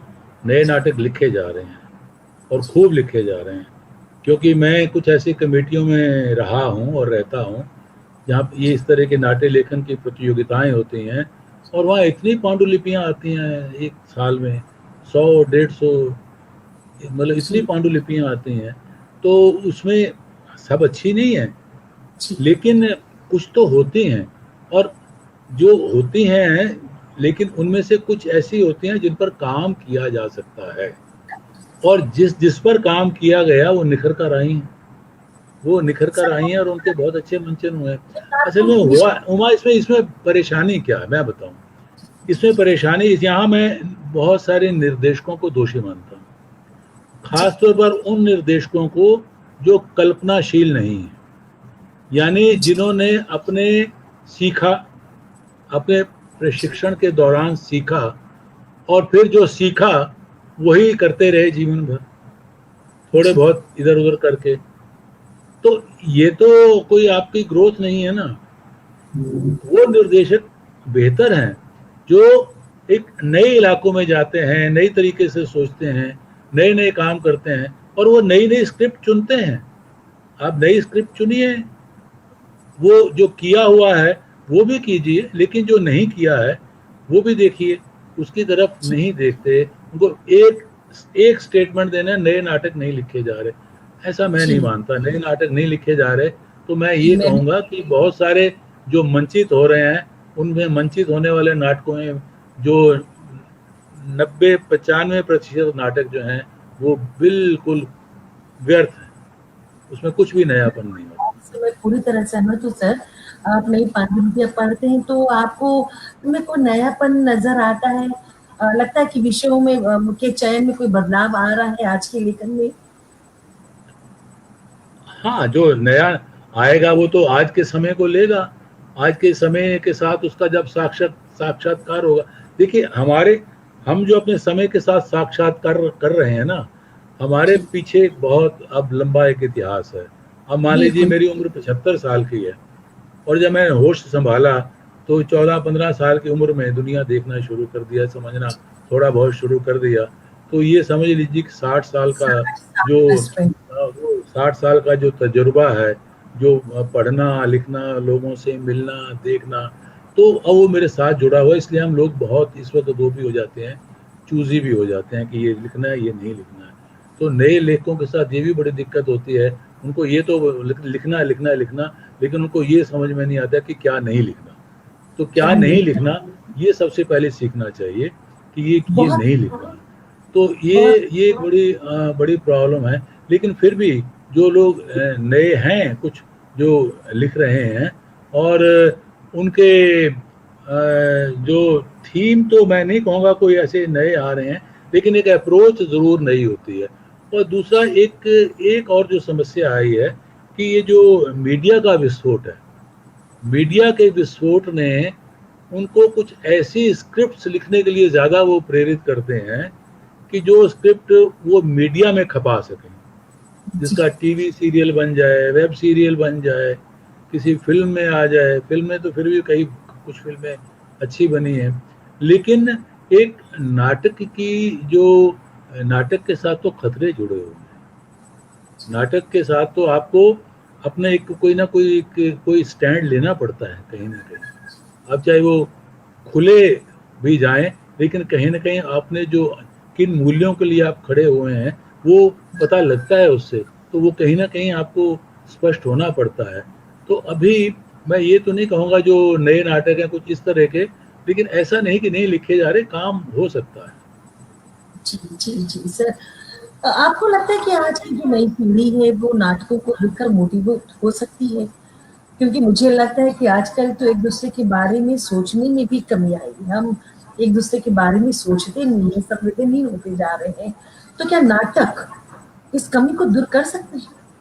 नहीं, मोटिवेटेड तो बहुत हैं। मैं 1900 मेरे ख्याल में कोई लगभग 68-69 से नाटक देख रहा हूँ दिल्ली में, और बाहर भी जाता रहता हूँ, वहाँ भी देखता हूँ। लेकिन जितने लोग अब नाटक कर रहे हैं इतने तो कभी भी नहीं करते थे। आज तो अब तो हालात ऐसे हैं कि कोई भी नहीं कर पा रहा। लेकिन इससे पहले जो था, इतने ग्रुप, इतने नए लोग, युवा लोग, और कई अब प्रशिक्षण संस्थान भी एक से ज़्यादा। एक पहले एनएसडी हुआ करता था, श्री राम सेंटर हो गया, भोपाल में हो गया, उधर वहाँ पटियाला में है, पहले भी था, अब भी और है, चंडीगढ़ में होगा। तो कई तरह के इसके जो संस्थान हैं, और ये छोटी छोटी अब तो वर्कशॉप्स बहुत बहुत हो रही हैं। बहुत सारी वर्कशॉप्स हो रही हैं, जो सीख के आते हैं वो अपनी आगे वर्कशॉप करना शुरू कर देते हैं। तो लोग तो बहुत हैं जो जुड़े हुए हैं, ऐसा नहीं है। लेकिन अभी भी जो एक बहुत बड़ी कमी जो हिंदी प्रदेश में है वो यही है कि करने वाले तो बहुत बड़े हैं, अभिनेता भी बड़े हैं, निर्देशक भी बड़े हैं, लिखने वाले भी बड़े हैं, लेकिन उस मात्रा में दर्शक नहीं बढ़ा। दर्शक नहीं बढ़ा जो टिकट खरीद के देखे। ये एक बहुत बड़ी समस्या है। तो वो भी समस्या हिंदी प्रदेश में है, क्योंकि हिंदी प्रदेश का एक ये है कि हिंदी प्रदेश बहुत बड़ा प्रदेश है। जो आप कई बार ना बंगला से आप फौरन बंगला से करेंगी, आप मराठी से तुलना करेंगी। बंगला मतलब बंगाल, मराठी जी मतलब महाराष्ट्र, जी गुजराती मतलब गुजरात। तो वो हम्म, जो एक रीजनल प्राइड होता है वो बड़ा महत्वपूर्ण होता है। जी हिंदी वालों का कोई रीजनल प्राइड ही नहीं है। बहुत अच्छी बात कही सर तो आपने। हिंदी वालों का इतना बड़ा प्रदेश है, क्या कहेंगे आप कि मैं मध्य प्रदेश वाला, कि मैं यूपी वाला, कि मैं बिहार वाला? कुछ नहीं, वो सारा का कुछ सारा हिंदी प्रदेश है। तो जिस तरह का अब बंगाली कल्चर की आप बात कर सकते हैं, गुजराती कल्चर की आप बात कर सकते हैं। अब हिंदी कल्चर की बात करेंगे, Hindi culture what, Hindi culture. तो हिंदी तो बहुत सारी कल्चर्स को वो जो है समाविष्ट कर रही है। उसमें बिहार भी है, यूपी भी है, मध्य प्रदेश भी है, सर छत्तीसगढ़ थोड़ा भी है, सा मैं झारखंड। तो इसलिए वो जो पहचान, जिस तरह की वहाँ प्राइड वहाँ बनती है, वो प्राइड यहाँ नहीं अभी बन रही है। सर इसके पीछे एक कारण ये भी है कि जैसे मैं बंगाल की बात कर सकती हूँ कि यहाँ स्कूलों कॉलेजों और विश्वविद्यालयों में नाटक जो पढ़ाई का हिस्सा है वो सिर्फ पढ़ाई का हिस्सा नहीं है, वो उनके संस्कार का हिस्सा है। और रंगमंच की तरह उसको लिया जाता है। वहां जब नाटक पढ़ाया जा मतलब कि विषय, एक तो नाटक विषय पढ़ाए जाते हैं, सिर्फ पुराने नाटक नहीं, नए लिखे हुए नाटक भी पढ़ाए जाते हैं। फिर उसको खेला जाता है और उसको खेलने के लिए रंगकर्मियों को स्कूलों और कॉलेजों में आमंत्रित किया जाता है कि वो आके उन्हें पढ़ाएं, वर्कशॉप कराएं। जबकि हमारे यहाँ हिंदी भाषा भाषी स्कूलों कॉलेजों विश्वविद्यालय में वहाँ के विभागों में इसकी बड़ी कमी है। अब जब मैं कहती ठीक हूँ कि बात भी है, आप अब ठीक बात है। जी सर, तो मैं प्रायोरिटी नहीं है। बिल्कुल नहीं सर। अब जयशंकर प्रसाद और मोहन राकेश सारी जिंदगी आप ये दो तीन नाटककारों को पढ़ाते रहेंगे और वो पढ़ा रहे हैं, आप नाटक दिखा नहीं रहे हैं, आप पढ़ा रहे हैं। तो ये हम्म। बताइए कि नाटक का फिर विकास कैसे पूरा होगा? क्योंकि जब तक हम्म। आप नए विकास का अर्थ ही होता है, जब हम साहित्य भी पढ़ते हैं तो वहां विकास पढ़ते हैं। विकास का हम्म। अर्थ होता है लगातार निरंतर कुछ चल रहा है। जहां हम्म। रुक गया वहां विकास रुक गया। अब हम्म। अगर शिक्षण संस्थानों में नाटक सिर्फ जयशंकर प्रसाद और मोहन राकेश तक ही रुक जाएंगे और आने वाले जो उसके बाद इतने नाटक लगातार लिखे जा रहे हैं, उसका ना तो कोई अध्ययन है, ना उस पर विचार विमर्श है, तो जाहिर सी बात है विकास रुका। अब रंगमंच का भी अध्ययन, ये बस जो लिखे जा चुके उनके ऊपर ही अध्ययन है, कोई व्यवहारिक स्तर पर उसका अध्ययन नहीं है, अकादमिक स्तर पर।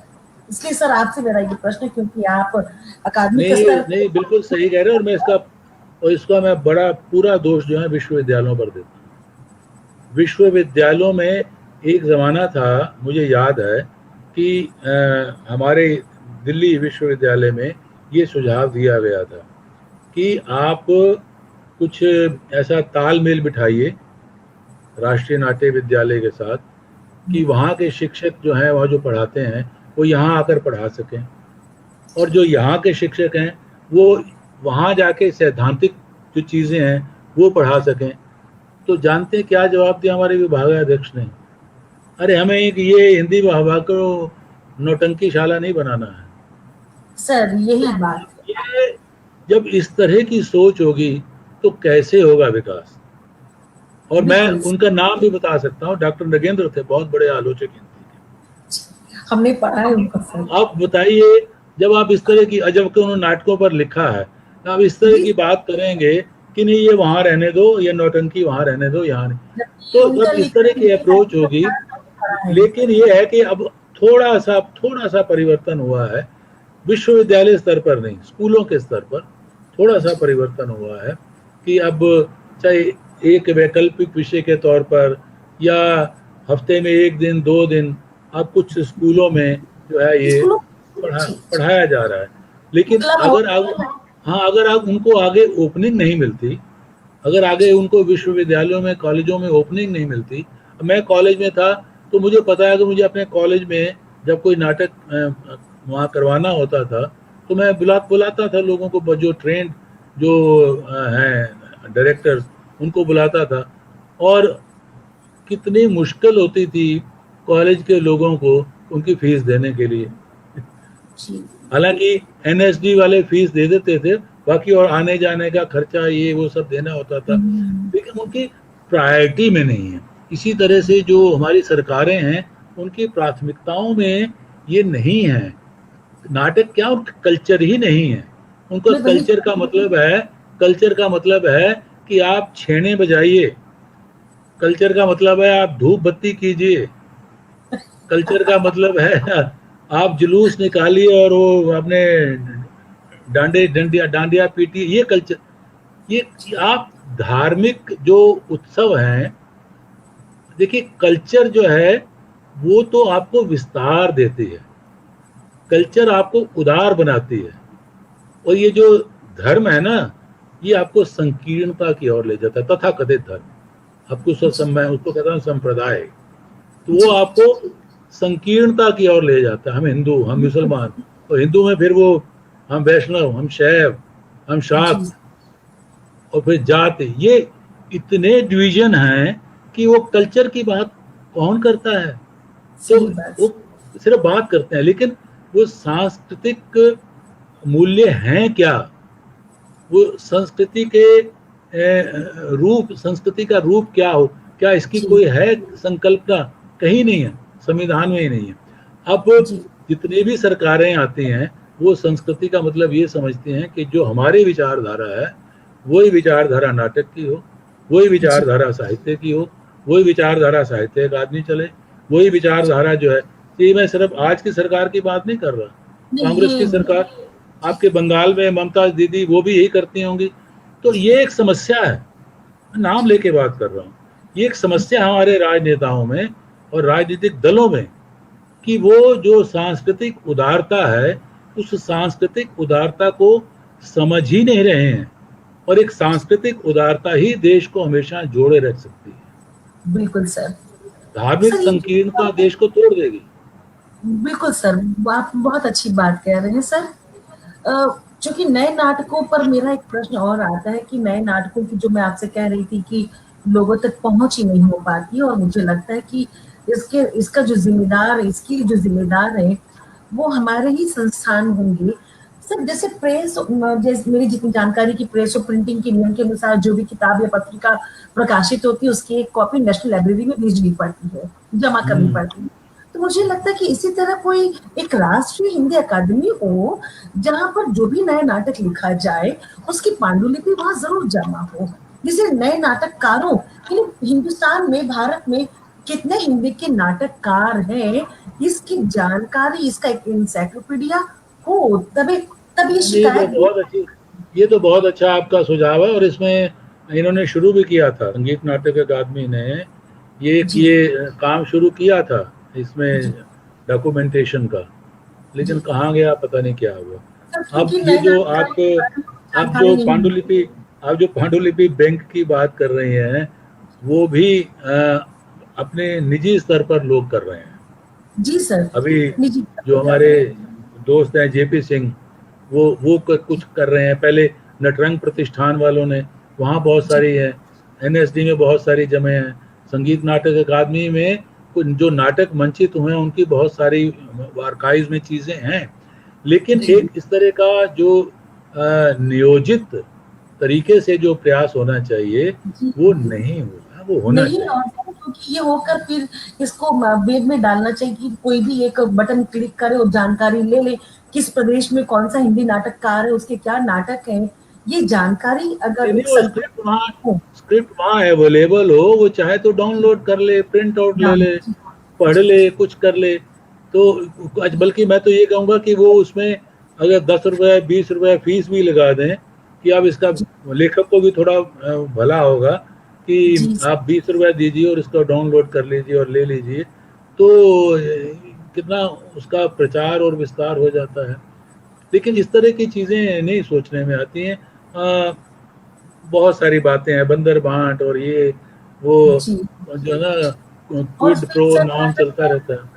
नाटक के मंचन में एक और ये बात है कि पहले तो बहुत सी समितियां और संस्थाएं होती थी जो नाटकों की शो करवाती थी। आजकल तो ये प्रवृत्ति भी बहुत कम हो गई है, और एक हिंदी प्रदेशों में आपने खुद अभी इस बात को स्वीकार किया कि दर्शक टिकट नहीं खरीदता।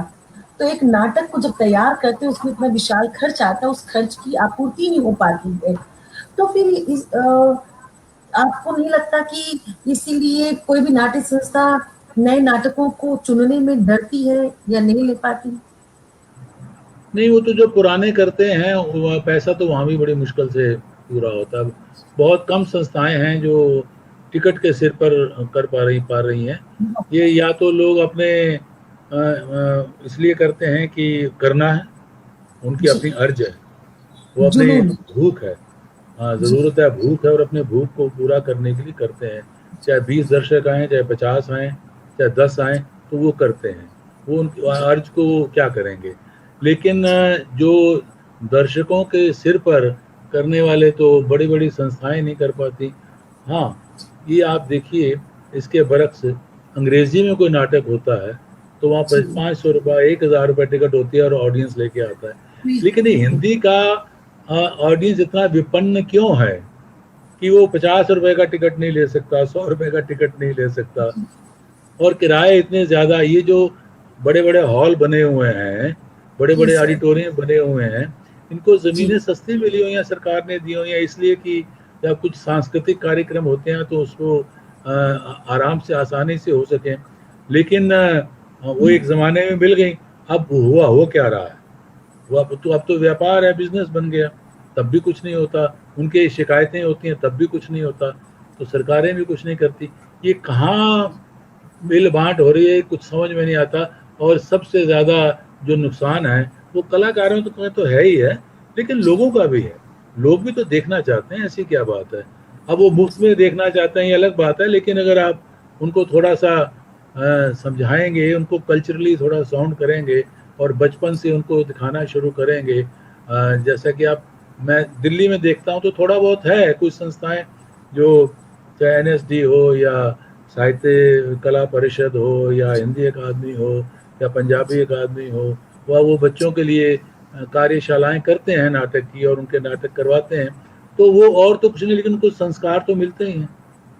अगर उसमें 50 बच्चे 30 बच्चे शामिल होते हैं, हो सकता है आगे उसमें से 10 15 20 कोई नाटककार निकले, कोई अभिनेता निकले, नहीं तो दर्शक तो अच्छे निकलेंगे ही। जी बिल्कुल बिल्कुल। प्रताप सहगल एक नाटककार है, प्रताप सहगल एक कवि है, चिंतक है, कहानीकार है, उपन्यासकार है।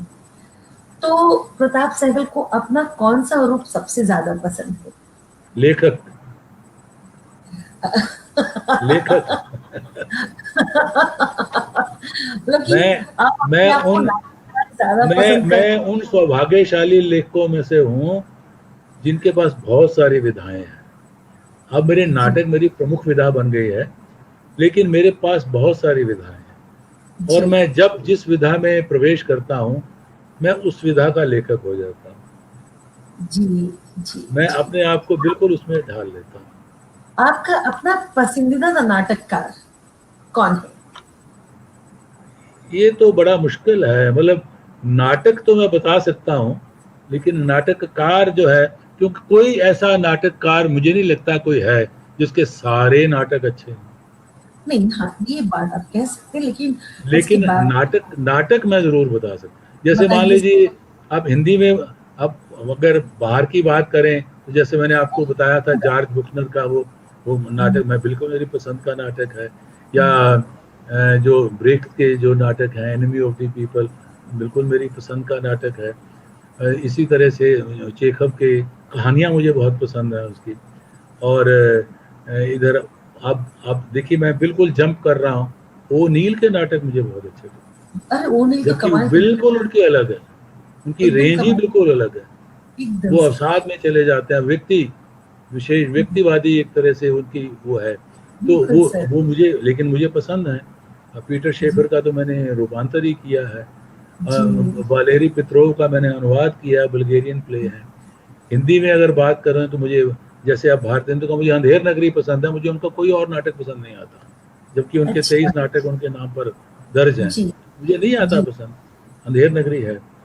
ऐसे ही प्रसाद का मुझे सिर्फ ध्रुव स्वामी पसंद आता है, और कोई नाटक पसंद नहीं आता। जी जी। मुझे मोहन राकेश का केवल आषाढ़ का एक दिन पसंद आता है। मैं बाकी नाटकों को अब जब आया था ये आधे अधूरे बहुत पसंद था, लेकिन अब वो मेरी नज़र से बहुत दूर जा चुका है। लेकिन अच्छा। आषाढ़ का एक दिन आज भी खड़ा हुआ है। तो इस तरह जी से शंकर शेष का जो है कोमल गांधार मुझे बहुत पसंद है। जी। तो इस तरह से कई जो नाटक हैं, अब तुम सामने बैठी हो, कहोगी तुम्हारे सामने कह रहा, तुम्हारा जो रेंगती परछाइयाँ मुझे बहुत पसंद है। ओह। नए नए नाटककारों में बात करूँ तो ऐसे बहुत सारे नाटक हैं जो, जिनकी मैं बात कर सकता हूँ। त्रिपुरारी शर्मा का जो एक उनका नाटक बहू है, जी मुझे बहुत अच्छा लगता है। कई नाटक हैं इस तरह। मैं एकदम आपने पूछा तो मैं कुछ दिमाग में जो आए वो मैंने बताए हैं, लेकिन बहुत सारे छूट गए होंगे। लेकिन बहुत जी सारे नाटक हैं जो मुझे, ये मैं नाटककारों का कहना बड़ा, कोई कोई देखो उमा, कोई लेखक कंप्लीट नहीं है, जी, सही कहा और आपने, कोई बिल्कुल सही। नाटककार भी कंप्लीट नहीं है, और मैं हमारे कहूँगा कोई नाटक भी कंप्लीट नहीं है। नाटक जो कंप्लीट होता है वो मंच पर होता है, और वो भी तब तक होता है जब वो मंच पर रहता है। बिल्कुल बहुत बढ़िया बात कही उसके जब आपने। वो अगले दिन होता है, फिर इनकम्प्लीट से शुरू होता है और अपनी कंप्लीशन तक जाता है। जी जी जी जी जी। इसलिए वो वहीं तक कंप्लीट है। इसलिए ये, अगर हम ये मान लें कि अब कंप्लीट हो गया है, ये पूरा हो गया, तो आपकी सारी यात्रा वहीं रुक जाती बिल्कुल बिल्कुल। हमारे कलकत्ता के कवि हैं और नाट्य समीक्षक हैं रावेल पुष्प। वो लिख रहे हैं कि सबसे बड़ी बात संस्कार की है, हिंदी के दर्शकों में ये कवि तो है। तो मुझे शुक्रिया रावेल भाई, आपने अच्छी बात कही, और आप लगातार नाटक देखते रहते हैं, और इस बात को आपसे बेहतर कौन समझेगा। सर, चूंकि आपसे बातचीत में समय का अंदाजा ही नहीं लग रहा है, और हमें पता है हम घंटों बात कर सकते हैं, है। ये रीता घोष का कमेंट है कि वी परफॉर्म्ड अंधेरे में under the direction of Vinay Verma ji in G G. 2019। Yes, Hyderabad में। हैदराबाद में। मैंने जिक्र जी किया था, जो पीटर शेफर के नाटक अंधेरे में उनका जो जी रूपांतर है, नाट्य रूपांतर है, तो ये विनय जी वर्मा ने किया था। अब मैं वहाँ जी जा तो नहीं पाया, लेकिन उन्होंने मुझे जो वीडियो भेजी थी, तो जी वो हैदराबाद में करते हैं। इस तरह से बहुत जगहों पर नाटक होते हैं। अच्छा है। जी, ये इसकी चर्चा हमने बहुत सुनी और विनय भाई अच्छे निर्देशक है। उनका एक नाटक हाँ हमने अपने फेस्टिवल में बुलाया था, स्याह हाशिए। 3 लोगों ने अच्छा मिलकर बहुत खूबसूरत प्रस्तुति दी थी। तो मंटो विनय भाई मंटो बहुत अच्छे निर्देशक हैं। मंटो की कहानियों को, जी, जी, क्या जी, जी। आशिया मंटो की कहानियों को। जी सर, मंटो की कहानी। सर आखिरी प्रश्न ये, नाटककार और रंगमंच का भविष्य क्या है? हिंदी के नाटककार और हिंदी के रंगमंच का भविष्य क्या है? देखिए भविष्य तो कोई ये नहीं कि कल क्या है परसों क्या है, भविष्य तो बहुत लंबी चीज़ है। और मैं आशावादी आदमी हूँ और मैं मानता हूँ कि अपना भी दिन आएगा। रंगमंच का दिन भी आएगा। कुछ तो आएगा। आया है और आएगा, जब लोग खिड़कियों पर लाइन लगाकर टिकट जी, लेकर देखेंगे। ज़रूर जी, आएगा वो दिन।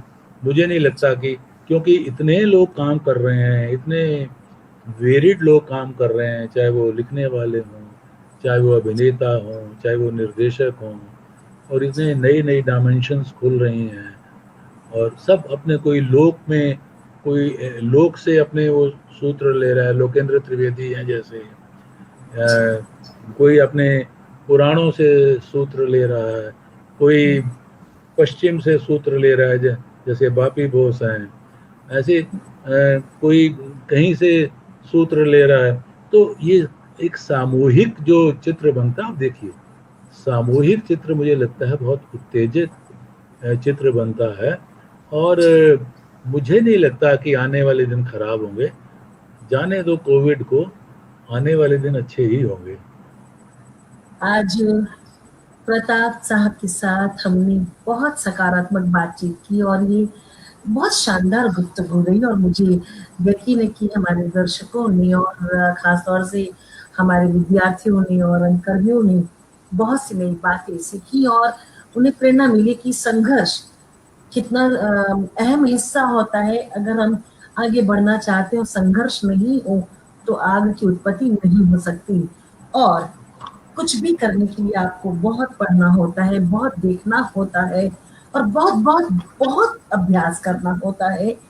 आज प्रताप साहब, हमें हम उम्मीद करते हैं कि जो आज एक बहुत महत्वपूर्ण बात अभी मैंने आपके सामने उठाई, जो एक जो सुझाव मशवरा रखा कि कोई एक ऐसा केंद्रीय स्थान बने जहाँ पर नए नाटकों की पांडुलिपियां जमा हो और नए नाटककारों की चर्चा हो। तो आप इस विषय में जरूर जहां आप संभव होगा वहां इस बात को रखेंगे और शायद नहीं, ये जो आपका है सुझाव, ये मैं ज़रूर संगीत नाटक अकादमी तक तो पहुँचाऊँगा, क्योंकि वही एक संस्था है जो ये काम, या राष्ट्रीय नाट्य विद्यालय ने शुरू में कुछ किया था, लेकिन अब पता नहीं क्या वहाँ कुछ है कि नहीं, I don't know.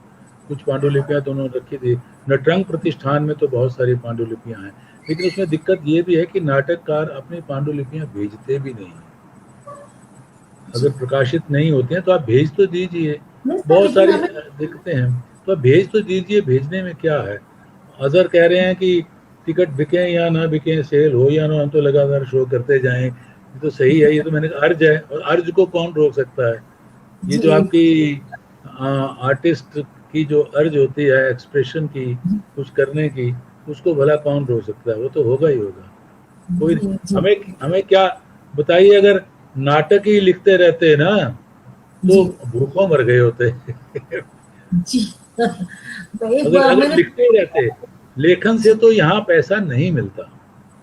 Ji sir, Bharat में लेखन से पैसा नहीं मिलता। ये हाँ, या तो आप दुर्भाग्य। ट्रैश राइटिंग कीजिए, play to the gallery, pulp writing कीजिए, तब तो ठीक है। सर क्या नहीं लगता आपको, ये नहीं लगता कि ये जिम्मेदारी संगीत नाटक अकेडमी या किसी सरकारी संस्थान की होनी चाहिए कि नाटककार जब एक नाटक लिख रहा है और मतलब कि सारे नाटककारों की जानकारियां और अच्छे नाटकों पांडुलिपियों का प्रकाशन और नहीं, मैंने बताया नाटककारों ना, वो तो कोशिश इन्होंने शुरू किया था लेकिन बंद हो गया, पता नहीं क्या है। नहीं, नाटक लिखने के आपको आपको नाटककारों को आमंत्रित करना चाहिए, संगीत नाटक आमंत्रित। अकादमी को, राष्ट्रीय नाट्य विद्यालय को, जी भोपाल जो है उनको, और जो इससे साहित्य कला परिषद, ये जो संस्थाएं हैं, पटियाला, चंडीगढ़, क्या कर रहे हैं ये लोग? अरे आप साल में एक बार दो बार नाटककारों से पूछिए, कोई आप नया सोच रहे हैं, कुछ उनको नया लिख लेकर रहे हैं, के उनको सेमिनार बुला में लीजिए, एक महीना कीजिए। बिठाइए अपने यहाँ कि आप जी हमारे यहाँ आइए, लिखिए, हमारे गेस्ट हैं आप। अब देखिए किस कैसी स्क्रिप्ट आप, एक वहाँ फीडबैक मिलेगा। वो आप लिखते हैं, मान लीजिए रोज शाम को बैठते हैं, सुनाते हैं, एक फीडबैक आपको मिलना शुरू होता है, और आप जी। लिखते चले जाते हैं, लिखते चले जाते हैं। और तो ये सूची भी ऐसा है। होनी चाहिए, नाटककारों के नाम की सूची भी हमारे समक्ष रहनी चाहिए, किस प्रांत में, किस राज्य में हिंदी के नाटककार उपस्थित हैं, ये सूची भी होनी चाहिए। हाँ, कुछ बनाई तो है लोगों ने, लेकिन इनकम्प्लीट। आप भी तो कोशिश कर रही हैं। आज जो अभी आपने शुरू किया है, जो मैंने रंगकर्म से जुड़ी हुई मैंने स्त्रियों महिला, के लिए शुरू आप किया। जी। अब वो ना भेदभाव आप महिलाएं भी तो करती हैं ना, आप पुरुषों को छोड़ दिया। आप पुरुषों को छोड़ दिया। अब पुरुषों पर हमेशा दोष आता है कि ये पुरुषों की बना लिया और महिलाओं को छोड़ दिया, और अब देखिए नहीं आपने पुरुषों को छोड़ दिया। नहीं सर, नहीं थोड़ा नहीं, क्योंकि ये आप इस बात को स्वीकार, क्योंकि ये आप इस बात को स्वीकार करेंगे, महिलाओं का संघर्ष बहुत दोहरा होता है, और वो हमेशा हाशिए पर रख दी जाती, बैठा दी जाती है। तो उनके लिए एक अलग से काम करने की जरूरत है। एक बार पहले वो सामने आए, सब सामने आ जाए, उसके बाद फिर सब मिलकर बातचीत हो। नहीं, काफी स्थितियां बदली हैं, ऐसा तो नहीं है जो 40 साल 50 साल पहले था आज भी वैसा हो, ऐसा तो नहीं नहीं सर, है। बहुत बदली, बहुत बदली, स्थितियां बहुत बहुत बदली बदली। हैं, और जी महिलाएं आत्मनिर्भर हुई हैं, और अपनी शक्ति से हुई हैं, अपने अपने जी टैलेंट से हुई हैं, अपने बल पर हुई हैं, ये अच्छी बात है, और हो रही जी हैं। जी तो ऐसा नहीं है कि स्थितियां वैसी हैं। जी। स्वाति रॉय ने बहुत अच्छी बात लिखी कि spreading positive vibes for entire drama fraternity, बहुत अच्छी बात लिखी Swati ji, thank you so much. तो प्रताप सहगल साहब के साथ आज की चर्चा, आज की बातचीत, आज की गुफ्तगू बहुत अच्छी रही। सर, हम आपका शुक्रिया अदा करते हैं, आपने इतना समय दिया, और बहुत अच्छी बातें आपने, बहुत खुले दिल से सारी बातें आपने की है। और रावल पुष्प जी ने लिखा कि प्रताप सहगल की सकारात्मक सोच का परिणाम ही है कि वे लगातार इस दिशा में पूर्ण सक्रिय हैं। जी रावल भाई, बिल्कुल सही कहा आपने। तो आज की गुफ्तगू हम यहीं समाप्त करते हैं। परसों 10 तारीख को हम आपके समक्ष लेकर आएंगे जेपी सिंह साहब को, उनसे उनके साथ हम नाटक पर चर्चा करेंगे। वो तो उनके लेखक को या उनके निर्देशक को? क्योंकि वो लेखक नहीं, के रूप में जयवर्धन है। मुख्य लेखक चर्चा। के रूप में वो जयवर्धन है, और जी, निर्देशक के रूप में और अभिनेता के रूप में जेपी सिंह है। और तो फिर मैं जयवर्धन साहब से बात करूंगी, हाँ, वो दो क्योंकि रूप हैं मैं उनके। बात कर रही हूँ। जी जी जी सर। तो आपका एक बार फिर बहुत बहुत शुक्रिया पूरे लिटिल थिएटर आप परिवार के लोगों लिए। का बहुत बहुत बहुत शुक्रिया, लिटिल थेस्पियन का बहुत बहुत शुक्रिया। और लिटिल थेस्पियन ने जो अभियान ये शुरू किया है, बहुत अच्छा अभियान है।